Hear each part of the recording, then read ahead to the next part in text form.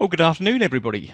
My name is Jonathan Taylor. I'm the Technical Marketing Manager for Civil Survey Solutions, and it's my pleasure to welcome you to this technical webcast on civil site design, civil 3D outputs. Now, in a moment, I'll introduce you to your presenter today, Andrew Banson, who's that wonderful fresh face you can see on the screen in front of you. So he's our application specialist and development guru. He's been with the business a very long time. You'll have no doubt heard his voice on many a video and webcast. And he's really heading up a lot of the heavy development in this particular part of civil site design. Andrew, you there? Yeah, so look, I mean, the emphasis of today is demonstrating the new corridor export tools. And this is a big thing for us and our user base, because it means that our users can participate in BIM workflows. That's probably the number one thing. Great. Yeah. Now, I suppose for those of you who may not be aware, this particular functionality is actually available in the latest version of the software. So what Andrew is going to be demonstrating today is available on version 20.3, I think. Is that right, Andrew? Yeah, that's right. Yeah, 20.3. So yeah, in respect of being able to have access to all of this content, it's available now. We will be discussing at the end the availability of an e-learning course which has been created for this specific functionality in mind, which we'll reference at the end. So if you are wanting to go ahead and learn this particular functionality, then we'll show you how you can do that at the end. So Andrew, on that, I'll hand over to you. Thanks, Jonathan.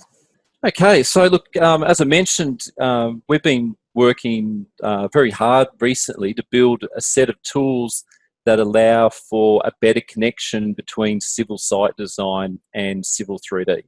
Now, there are a number of reasons why we're doing this, but the primary reason is the growing interest in BIM.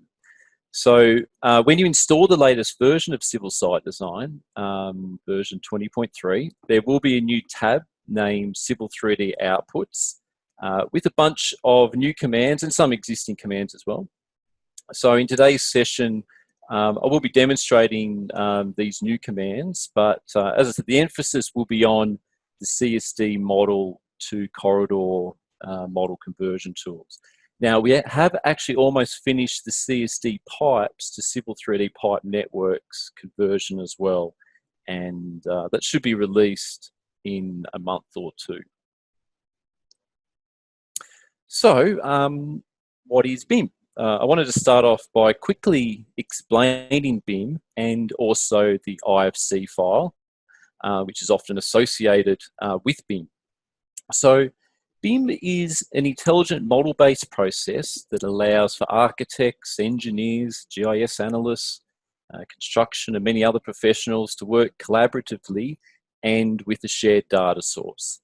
Now, what we're seeing in Australia is certain construction projects actually being mandated. So more specifically in regards to our user base, a lot more of our users are saying that for certain jobs, they are being asked to build 3D models and perhaps even produce an IFC file. So in time, the days of only producing points and sections for construction will fade away as we sort of move to more solid-based stuff. So the IFC file stores a 3D model along with other attributed data and information. And this data could be construction information, asset information, or even data for analysis and simulation. Now, IFC is often seen as the currency for BIM. However, even the DWG file can be seen as a file that can be used in BIM workflows. Now, there actually are international standards that have been drawn up and currently worked on, which describe how data, such as civil data, should be stored in the IFC. There is an organisation called Building Smart who developed these standards, and in time you will become familiar with the Civil IFC standard. So one of the benefits of a corridor and a Civil 3D pipe network is that once you have these, you can produce an IFC file or produce solids showing the curb and gutter in all its glory rather than just sort of the top surface tin. So, and look, we felt that it was important that when your project was completed in civil site design, that you could participate in these BIM workflows easily. So just to very quickly run through today's agenda. I'm going to show the Civil 3D Output tab and the new commands that feature on it. We're going to output a corridor model, and I'll demonstrate that. Before we do so, I will just jump into the settings just to show you exactly how it works. So we'll spend a little bit of time there. At the end, I'll show you a whole bunch of useful new commands. I do want to give you a sneak peek at the CSD pipes to pipe network, because it's at the stage now where we can actually show you. And then we will finish up with a bit of a Q&A session. The other thing I want to mention is a lot of you might not know too much about the corridor model. Maybe you've never built one before. And I'm going to be throwing a few terms around in this session, such as sub-assemblies and regions and targeting and that type of thing. So given that we're now working with the corridor, now and outputting one, it is probably important that our user base understand exactly how the corridor works, because you might want to take that corridor that we output and edit it, split up regions, fix up targeting, that type of thing.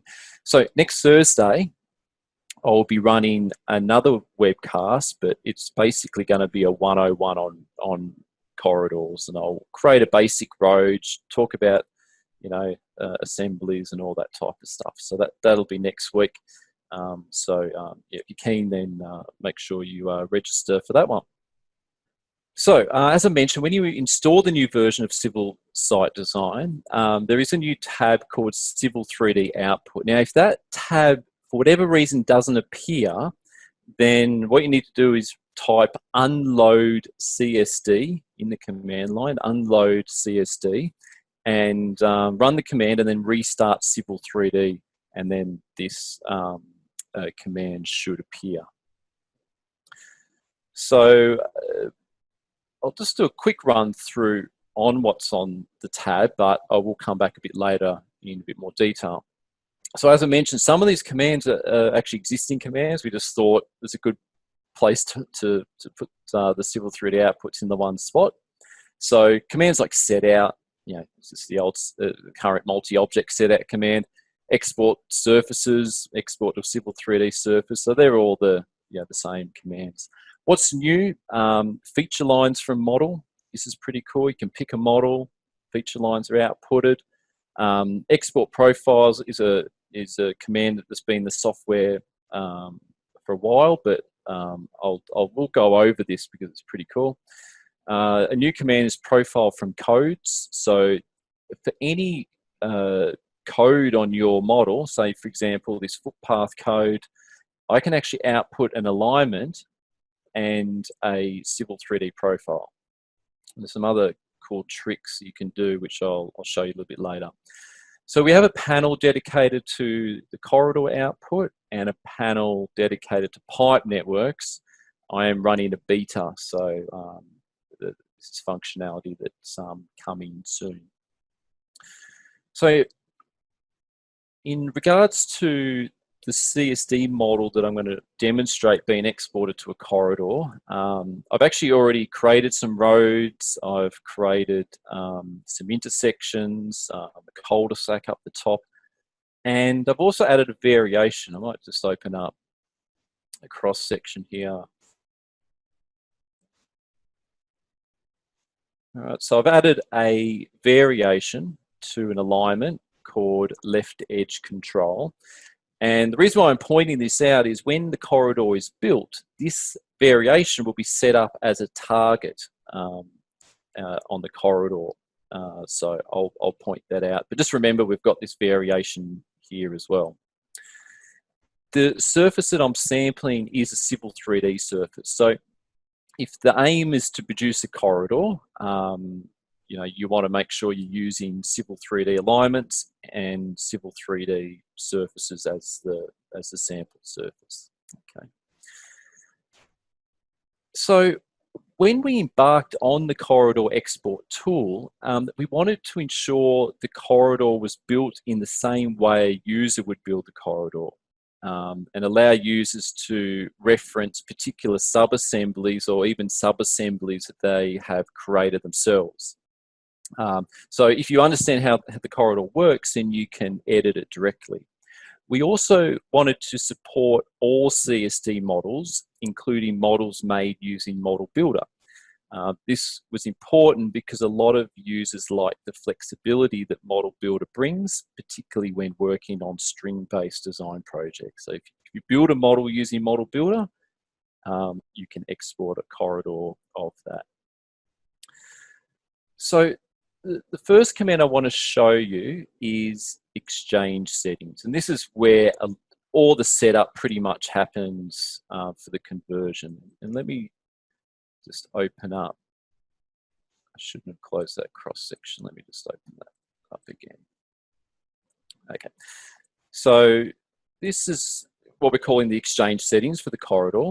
Now, when you install the software, you will see that there's a whole bunch of what we're calling conversion files that will be installed. So there's one here called Civil 3D subs, which means that it references the stock sub-assemblies that come with Civil 3D. We have one called Civil Site Design subs. Basically with this one, we created our own sub-assemblies using the sub-assembly composer so that we could get a better match on the output of the corridor. And I'll explain what that means a little bit later. There is one here called Shape, but you'll probably never use it. If you wanted to test the corridor output today, when you go to export, I would use either the Civil 3D subs metric or the Civil Site Design subs metric, either one of those two. We have set another one up for the Australian Country Kit. So when you install Civil 3D, you can install it with the ANZ Country Kit. You get some different curb sub-assemblies. There's an RMS one, WA main roads, templates, etc. And so we've created a conversion file that works with those sub-assemblies. So to demonstrate this form, I'll just keep it simple and go with the Civil 3D subs. So how this works, and actually let me just turn on the codes here. Okay. So how this works, on the left-hand side, you'll see that we have what we're calling correlation groups. So we've got road, curb and gutter, footpath, batter, etc. Now, if I was to say click on curb and gutter, in this view here, we can see three codes, INV, TK, BK. So those codes are the Civil Site Design codes, and if the software finds those codes in that particular order, then in this case, it has been told to apply the this sub-assembly called Urban Curb and Gutter General. It's a standard stock sub-assembly, right? So, so really how this works is it looks at your cross-section, even cross-sections after variations are made and model edits are made, looks for the groups of codes and essentially replaces those with a sub-assembly. So if we looked at the pavement here, this lane, if it finds EB, then it applies this standard lane super sub-assembly, okay? Now, I'm not going to go into too much detail on all of this because of time. However, as Jonathan mentioned, we did actually create an e-learning course dedicated to the setup of this, and we actually run through building a conversion file from scratch. But anyway, so we pick the codes from CSD, and then we specify the sub-assembly. Now, if I was to click on select sub-assembly, it scans my computer for sub-assemblies, and lists them. So a lot of these are stock sub-assemblies, but some of them are from the Australian country kit, and then I can just go and select that. A lot of users, proficient corridor users, will actually create their own sub-assemblies, intelligent sub-assemblies using the sub-assembly composer. And if you do that, the sub-assembly composer outputs a PKT file. So if I was to click on import PKT, I could actually go and select a sub-assembly that I have created myself. So the next part of this is what we call parameter mapping. So sub-assemblies are made up of parameters. Each sub-assembly will have different parameters. These parameters control different things. So for example, for this lane super elevation, I have a parameter called width. I've got one called slope that controls the slope, and I've got some that control the pavement and sub-base thicknesses, etc. Okay. So how our conversion works is we take outputs from CSD and we map them to the parameter. For example, in this case, we want to take the width of EB and we want to apply it to the width parameter. Right? The slope on the parameter, we want to pass in the slope as a decimal value onto it. So it's really just about going through and mapping CSD outputs, and there's a lot of CSD outputs here. In this list, there's all the different subgrade properties. There are batter details, etc. So there's a lot in here. Now, not to go too deep with this, but if we look at, say, something like the urban curb gutter subassembly, it has a parameter called dimension E. And you can see here under CSD property, I've told it to use dimension E. Well, what dimension E is what we call a custom property, because I can't just, one of these sort of default properties doesn't cut it. I think with dimension E, it's a distance that includes the top, what does it include? I'll just open it up here. Yeah, so the dimension E on this subassembly is actually the top of curb width plus the back of curb width. Okay, so what we have done is we've come up with this ability to create custom properties, and so I've called it dimension E, and all it is the TK width plus the BK width, and then we're able to pass in the right parameter or the right property onto the parameter. Okay, so we've gone to that level as well. There's a lot of effort and work that's gone into this so that the corridor that is produced is an accurate match. So yeah, that's an example of the road, the curb. If I have a look, there's one here called batter. It just uses a standard daylight subassembly.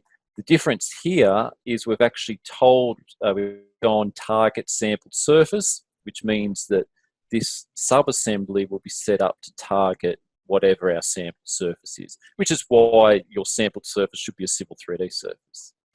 Now, you might be thinking, well, what happens if I name a code that is not listed in here? So there is a default group, and if you have a code, L something or other, L R wall or whatever, and the conversion files, there's no group dedicated for it, then it will use default.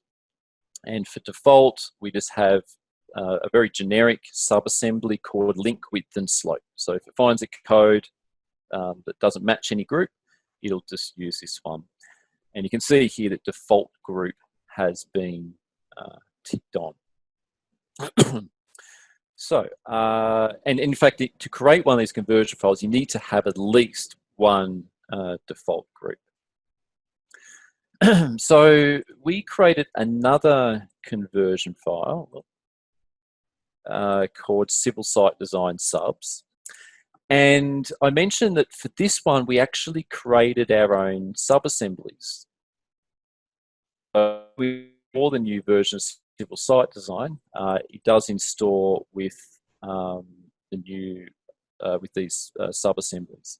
Now, the reason, as I said, the reason why we created them is so we could get a better match. And say, for example, this default section, there's a lot of things you can do with Civil Site Design sub-base. I mean, you can extend it beyond its section. That extension, you can change the slope and all of that type of thing. And the stock sub-assemblies that came with Civil 3D didn't really handle those types of things the way that we do it. So we build our own sub-assemblies, and for a lot of those different parameters, we're able to get a perfect match. Okay. Now, for our custom sub-assemblies, you will see a help button. And if I just open that up, let's move this onto the main screen. We've got just like how you can access help for sub-assemblies in Civil 3D, we've created a help system for all our sub-assemblies so you can see how they've been created, what you can do with it. Right, but just to recap, the Civil Site Design subs just allows you to get a better match, particularly if you're doing a lot with the sub base. Cool. Okay, so that's probably enough of this form. So I won't go too much deeper on that. I think what I'll do next is just actually go and export out a corridor. So this job is just total model. What I'm going to do is run the export corridor command, and this form appears. So I name the corridor. I'm just going to call it the default new corridor. I pick the model. As I said, model builder models are supported here. And then I pick the conversion file. So this comes from the form that we just saw, and this button will open that form. You can assign these conversion files based on different templates. So for different templates, apply a different conversion file. So you can go to that level if you want. Next step is really just to pick the different styles. So what corridor style you want to use, code set on the corridor. The software is going to create some alignments, perhaps. So when we create alignments, you pick what style, what labels get applied. And the other thing we're going to do is create a whole bunch of Civil 3D profiles. And so you can pick the style of those and the label set.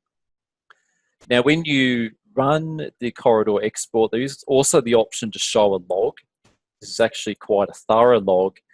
And so if you were experiencing issues with the corridor, it wasn't turning out the way you wanted it, or something wasn't right, feel free to lodge a tech support, attach that log, and that will help our development team out a lot to determine what might be going wrong.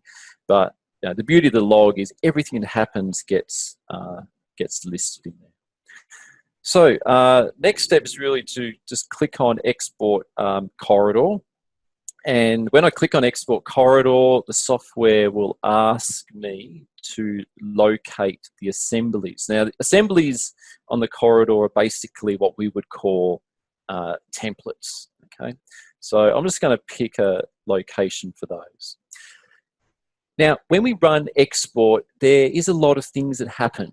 The software needs to convert the CSD data, the assemblies need to be built, and maybe sub-assemblies need to be imported. Alignments and profiles are created. Regions are added when there are template changes or variations made. Targeting is set up where you have intersections or where you might be widening to an alignment. And parameters at certain sections might need to be overridden. So there's certainly a lot happening when you run an export. The corridor, well, there are a lot of moving parts that make up a corridor.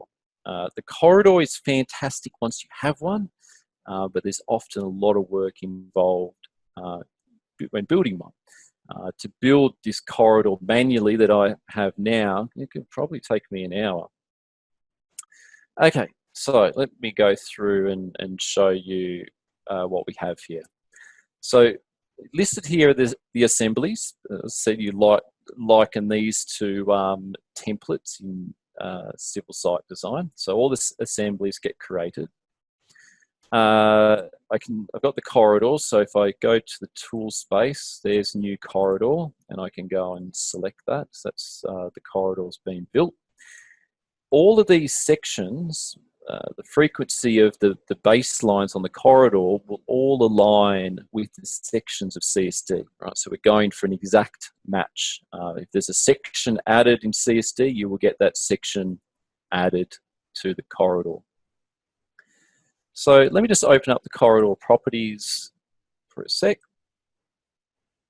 And this section here, this parameters tab, is pretty much like the main command center when you're building up a corridor. Now each road or each string is pretty much a baseline, is a baseline. And each baseline will have an assembly. Each baseline will be made up of different regions, and each different regions will have assemblies applied to them. I'll talk more about this in my session next week. So if we have a look at road 1, this road that's highlighted red, I can see the regions that the software's created. And if I highlight this second last region, this one here around the corner, that region's been created because of the variation I added to widen to an alignment. So the equivalent to that on the corridor is a target, a width target. So if I was to click on this button with the 3 dots, I can see that my variation has been turned into a width target to the left edge alignment. So if I was to go and graphically edit that alignment, this corridor would update because of that target happening. And you can also see here that my batters are targeting the natural surface. Okay, so as I mentioned, this corridor is built very much exactly how a user would build it. I'd add their baselines, I'd create all the regions, assign all the assemblies, that type of thing. From here, we could create different surfaces. Benefit of the corridor is you can build surfaces from different layers, right? So, if you want layer surfaces that are a sub-base datum or whatever, you can do that. And as I said, we could be working with something from Model Builder. Let's spin this around in 3D. What we should say before going in Object Viewer. Just before you do spin it around in 3D, well, in fact, no, go for it, because one of the questions that arose about 10 minutes ago was, how can I see this in Model Viewer? And obviously, we're heading straight to Object Viewer. So I will show yes. that. I will show that. Yeah. Yes, I will get to that one. Okay, so this is Object Viewer. Now, look, the corridor has been known to have performance issues. There are ways around it, but look, once you have the corridor, it's quite an amazing object. You can do a lot with it. So this is the corridor in 3D, and we can see all the different layers here, for the curve, etc. So that's the corridor in Object Viewer. Later on, I'm actually going to output an IFC file. So then we'll see the solids and that type of thing. Okay, there was something I was going to show. No, I'll dodge that later. Okay, so we've got a corridor, and some people might ask, what happens if I go and add another road, or add some variations, or make some edits to my CSD job? Well, you can just click on Sync Export, and we will update the corridor. We don't actually delete the corridor. We might delete some regions or baselines, but we recreate the corridor, but using the same object, if you like. Okay, so if you've added labeling or created a civil 3D surface from that corridor, we don't, when you go run sync, that won't be broken. All those references won't be broken. Now, there is a command called manage corridors, and it'll list all the corridors you've outputted. So I might have other corridors being produced here, multiple corridors. When I hit sync, anything that's ticked on here will be updated. So if there's a corridor you've outputted and you don't want it to resync, you just tick sync off. And we can also remove the corridor from the list. In fact, if I click on remove corridor, it will ask me if I also want to delete the corridor from the drawing. Okay. Cool. Okay. So look, as I said, next week I'm going to do a lot more. We're going to cover everything about the corridor. So there's terminology I'm throwing around that sort of going over your head right now. Don't too much. We'll talk about all of that later. The key thing here is we have a corridor which is an exact match to the CSD model that I created, which is really cool. Andrew, again, another interesting question, sort of connected to civil site design. With the sync export, can you include it in the threads so that automatically run the process and update the sync? We are definitely going to be doing that. So in threads, you'll be able to an action will be corridor export and also pipes. So you could build a thread that whenever you ran it, also updated the corridor, also update your pipes, although it's not really necessary, the pipes, and I'll get to that a little bit later. Great, thanks, Andrew.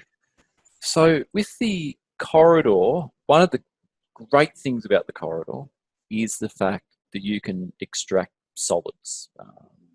So once you have the solids, you can then output an IFC file, and as I was sort of saying at the start of the session, the IFC file is your sort of entry to BIM.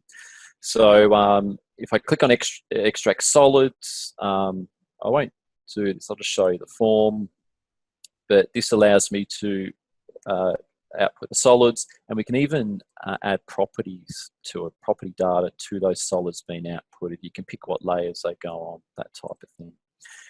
The command IFC export will produce the IFC file. So if you are asked to produce an IFC, this is the process to do so. Now, I actually have I have Navisworks, but I'm going to open up this program called BIM Vision. It's just a free IFC viewer. I don't know, I found it years ago, and it's pretty nice. It's free, and you can just load in IFC files.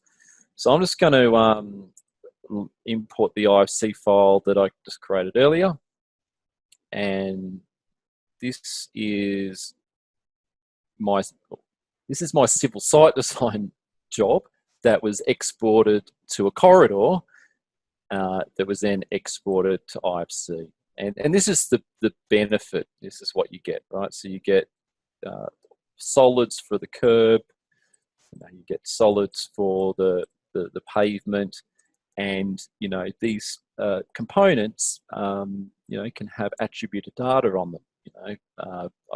By just clicking on here, I can see the volume, I can see that it's asphalt, and that's really what BIM is about. These 3D solids with attributed data. We could take it to Navisworks, do some construction management. We could do some clash detection. We could bring in some buildings. I could bring in a bridge. That's really what it's all about. So so that's the IFC file. Now, as we mentioned earlier, someone had asked about getting the corridor in the model viewer. What we did in the current version 20.3, there's actually a whole bunch of new features we haven't had time to sort of promote yet, but one of those is the ability to now import IFC files. Now, what I've done here is I've created a base surface using the paste surface command, and I just created a hole where my total model is. So you can import an IFC file now. What you do is you go to Objects, Import Object. Let me just make sure I'm in the right spot here. So go to the folder. Now, down the bottom right, you'll see the files that we support. So there's OBJ, 3DS, IFC. So I click on IFC, and then I can select that IFC file. Just give it a name. The next step is to set up the position. Now, my IFC file that I output essentially stores all the coordinates. So all I need to do here is click on Setup Position and click on Apply. But some IFC files, the origin might be 00 or something like that. And in that case, I would need to locate or pick a location for it. So in this case, I just select on Apply and then Import. And then that IFC is being read and will load in any second now.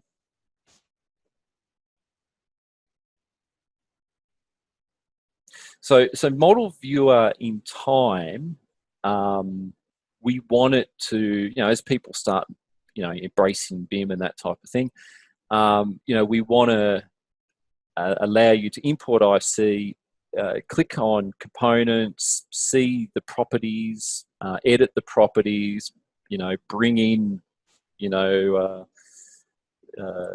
buildings, bridges, all that type of stuff. And yeah, so there's a lot more we're going to be doing here, but there's that same IFC file from the corridor brought into model viewer. Now, what you could do, if I really wanted to, I could also show total model, and you'll see that there's a little bit of Z fighting between the two. But what I could do is just edit that IFC file and just sort of drop it. I'll drop it a fair bit, but I'll just drop it a little bit just so that we don't get that Z fighting between the materials. So I've got the rendered total model and then the IFC file underneath that. Okay. I probably dropped it too much, but you get the idea. Okay. So yeah, that's a new feature, the ability to bring IFC files into model viewer.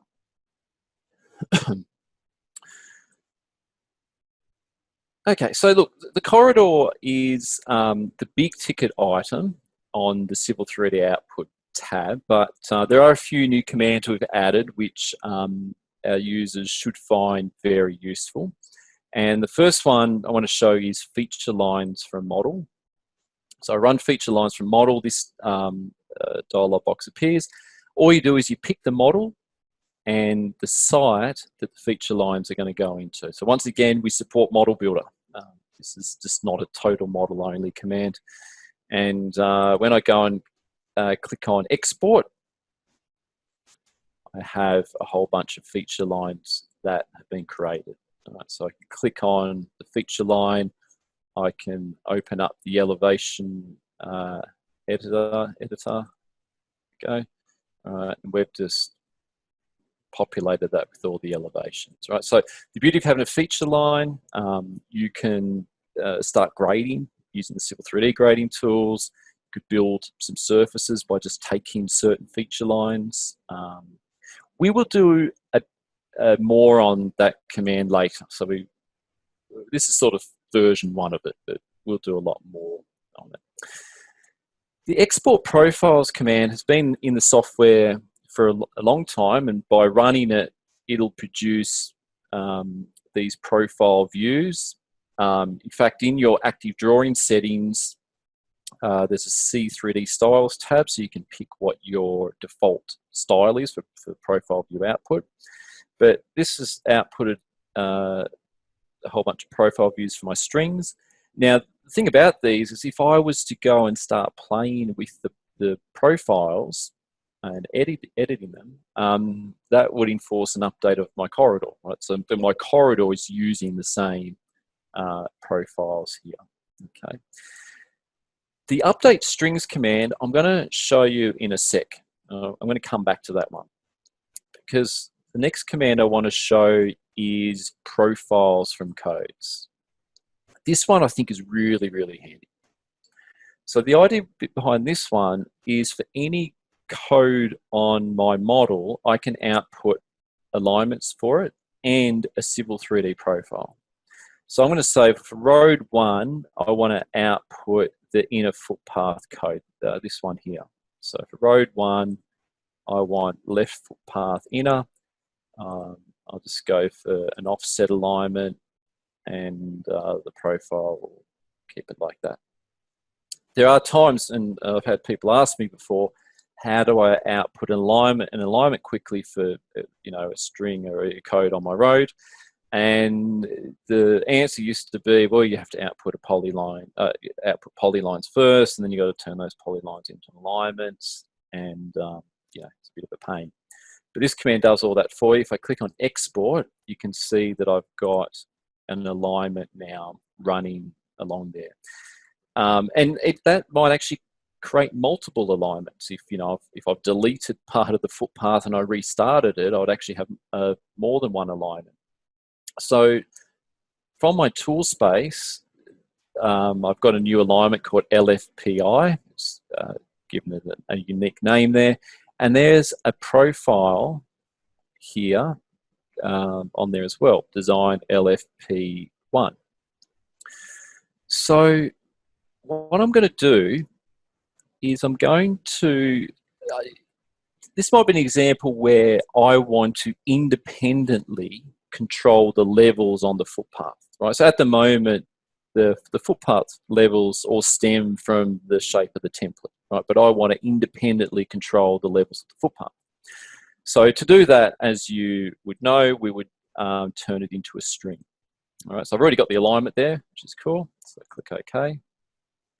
Now, when we turn it into a string, we create the string, the software puts a design of best fit over the surface.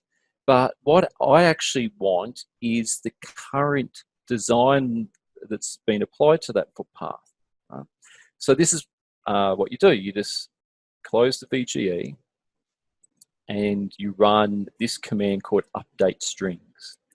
And what it does is any profile that you've been editing in Civil 3D that has the name prefix design dash and then the name of the alignment, which is actually all of these profiles and the one I just outputted, those profiles will then be brought onto the CSD string.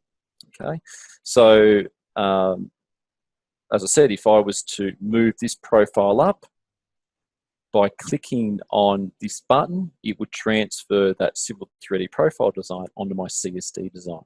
Okay, so let's run update strings. It'll take a couple of seconds.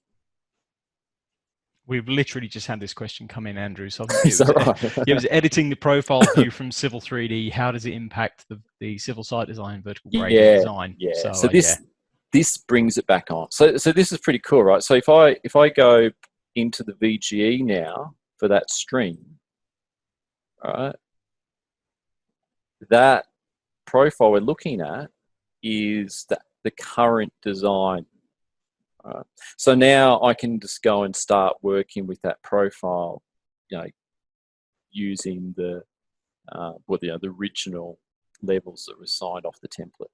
So it's pretty cool. That's one of the benefits of this profiles from code. So not only do you get an alignment, but you also get the profile. And then when you create a string, you can put that Civil 3D profile onto your CSD string. So that's what that one does. Okay, so the final thing I wanted to show before we sort of get into some Q&A, I did want to give you a quick example of the pipe networks. The pipe networks has a similar command to the corridor conversion, sort of like a mapping interface. Let me just go to standard here, whereby you take pipe classes from CSD and you map them to parts and part lists and families and part sizes from Civil 3D. So we've got a really nice interface. In fact, if I go and add a CSD pipe class, it'll try and automatically assign the part size. I actually didn't go in here and pick the part size from Civil 3D. It just looked at the number and tried to work it out. A couple of things you can do when you output the data, you can actually put the hydraulic data from CSD onto the CSD network. So things like the HGL, the flow, junction, pit losses, they all can be put on. If your pipe in CSD is curved, then it'll be curved pipe in Civil 3D. And the other thing, the last thing we're actually working on at the moment, which is pretty cool, is for the branches of your CSD network, we will create alignments out of those, and we will output profile views, and we will automatically add all of the pipes and structures, or pipes and pits, onto that profile view. So that's what we're doing at the moment. So I've already got a CSD network here. I'm just going to drink water. So all I do is click on Export Network, select my CSD pipe network, pick the conversion file, so let's go for standard, and the name of the network. So all I do is click on Export Pipe Network, and the first time might just take a couple of seconds. All right, but I actually now have a CSD pipe network. So underneath pipe networks, there's one here called S-Water. If I go and select that, that's all made up of Civil 3D pipes and pits. In Object Viewer, this is what you get. This is just the very standard, very standard pits and pipes here. The cool thing about this is I've actually set it up to be dynamic, so that if I go and move a pipe in CSD, so I'm just going to move this pipe over there, you'll see the Civil 3D pipe and pit update as well. So while you're working on your CSD network, you can have this Civil 3D network, which is a 3D solid-based network, updating as you do it. So that's pretty cool. So as I'm making those changes, this 3D model is updating. And as I sort of mentioned, I actually didn't put a flow through this system, but just to let you know that if I did, the HGL flow, junction loss, pit loss will be populated in here, and we will add the energy grade lines as well. Okay, so that's all set up. But look, the beauty of having the corridor, having the pipe network, is those 3D solids that can then be exported out as IFC to participate in BIM workflows. But there's actually a lot of other benefits with the pipe network and the corridor as well. For example, there's an add-in program called Trimble Link, which some of you might have, you might use for construction set out. It directly takes a corridor. If you have the corridor, you can use Trimble Link then for set out. So there's a lot of advantages for being able to, produce the corridor. That's the issue in the past with the corridor has often been actually the process of building one with intersections and cul-de-sacs and that. So it can be done. It's just a lot more work involved. So look, there was a lot of content to cover in this session, and I understand if your head hurts after that. However, it is important that you understand that these new tools exist. And as Jonathan mentioned, we have e-learning material that's available so that you can educate yourselves at your own pace watching the videos. So with that, I'm going to hand back to Jonathan. So no problem, Andrew. We can keep sharing your screen because we've had a couple of questions. One was in relation to whether or not the I'm not too sure which part of the tool they're referring to, but basically the grading strings, how they can be operated. Okay. So if we thought long and hard about this, if you create a grading string, we don't include it. the thing is if you're grading something like a basin or something like that, then it's the corridor is very much a linear design tool, and for things like basins and that, it's very hard to sort of convert to a corridor. I guess the main issue we had is when you have a grading string and you build like a basin or whatever, we do all the corner cleanup, and to do that then on the corridor is hard to do, and so we were just worried we'd just never be able to get a proper match. We could support the grading string, if you used it to do, a basic channel or something. But even then, the batters might not turn out exactly how they should. So, yeah, we left the grading string because we just couldn't get a good match. Yep. So that's yeah. Okay. And if you're doing that type of thing, then you're probably best leaving it at that, because the corridor's not really meant to hold those types of objects. I guess it's mainly for these linear roads and whatnot. Another question. Someone's got historical or old pipe designs in Civil 3D that they've wanted to convert and bring into civil site design, which I think we're basically saying, look, can we bring it the other way? So instead of going out to Civil 3D, can we go back? Yeah, there's actually no reason why we couldn't do that. Because of the nature of pipe networks, they're just nodes and whatnot. Yeah, we could certainly do that. The reason why we haven't is what drives our development is user feedback. So we haven't had many people ask us that one, because we don't have many users that are using the Civil 3D pipe network. They'll use our software to do it and do the analysis and whatnot. But yeah, if we had a lot of people wanting it, we could do it. If the question was, I have a corridor, can I convert that to a CSD road network? Yeah, that's pretty much almost impossible for us. But yeah, the pipe network we could do if it,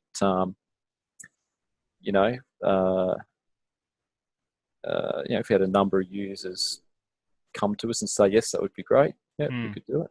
I think certainly, if you have a lot of people haven't ventured into Civil 3D, a lot of people have sort of started with civil site design and gone across to Civil 3D rather than necessarily going the other way. It's interesting that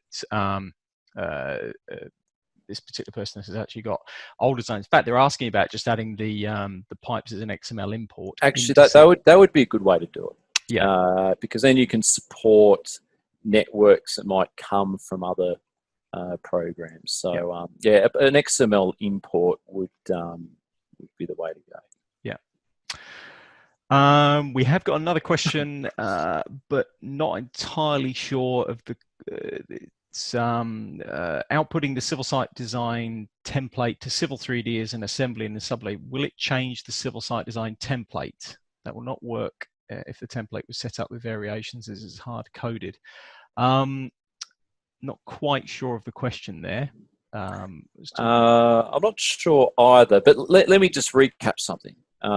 So what we do is we cut sections off your road, and from those we build assembly. So if it's the same assembly as the last section, then we're not going to just create a new assembly, right? So we have an assembly, and the assembly is very generic. It's just sort of standard nominal widths and whatever. Okay, so in order to